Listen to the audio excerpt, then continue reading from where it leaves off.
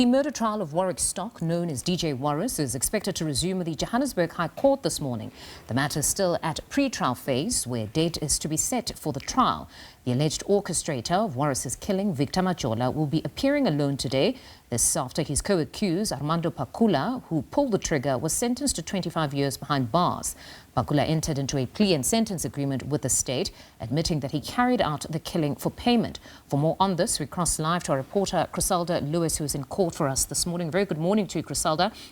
Now, the case's dynamics have changed significantly. It's at pre-trial stage for one accused, while Pacula has now since entered into that plea and sentence deal and serving his 25-year sentence. Just talk us through where we are now and what we expect today.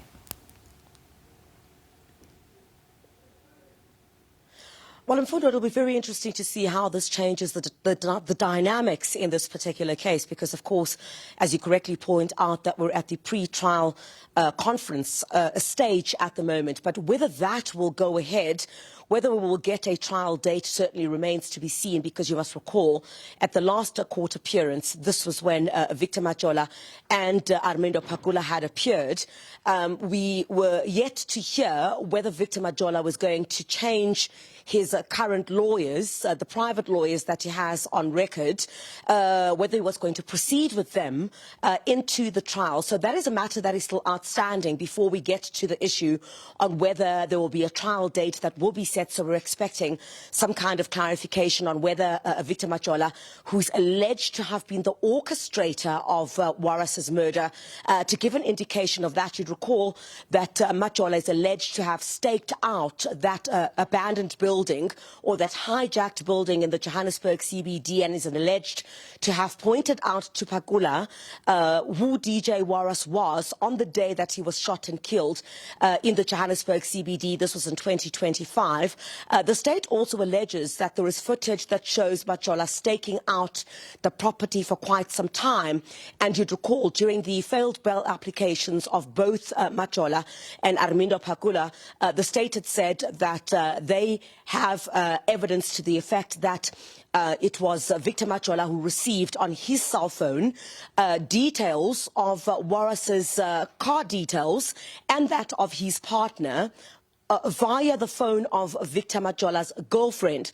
So the state believed that it has enough to pin Majola, and now, of course, between that postponement that we saw, which was to iron out issues pertaining to whether Victor Majola is going to continue with the lawyers that he currently has, we saw then this plea and sentence agreement being entered to between Armando Pacula as well as the state, at which he pleads guilty to shooting and killing Warras on that day. You would recall when police had initially put out an identikit looking for Warras's killers.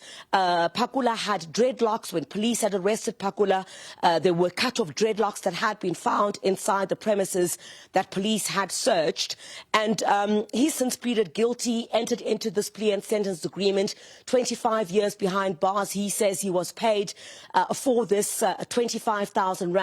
But I also believe that he did not even receive that full 25,000 rand. So what will be very interesting to see, and when we talk about the changing dynamics here, Mfundo, is that will Pacula spill the beans regarding exactly who was behind the assassination of DJ Warras? Remember, the questions still remain about who gave the hit, who paid the money. We know that there was exchanges of monies that were involved.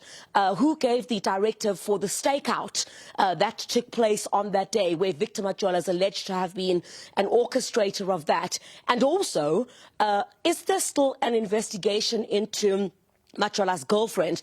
As I pointed out, the state already during the bail application had indicated that some of the evidence that they have is that Majola's girlfriend had sent details of DJ Warras's car and that of his girlfriend to Majola. So whether that investigation is still continuing at this particular stage, but it's going to be very interesting. We're likely to hear, according to Pacula, if he does spill the beans now that he's entered into this plea and sentence agreement. He's already begun serving his 25 years. Who exactly was behind the assassination of DJ Warras? All right, Chriselda, we trust you to keep us abreast of all developments in that case. SABC News senior reporter there, Chriselda Lewis.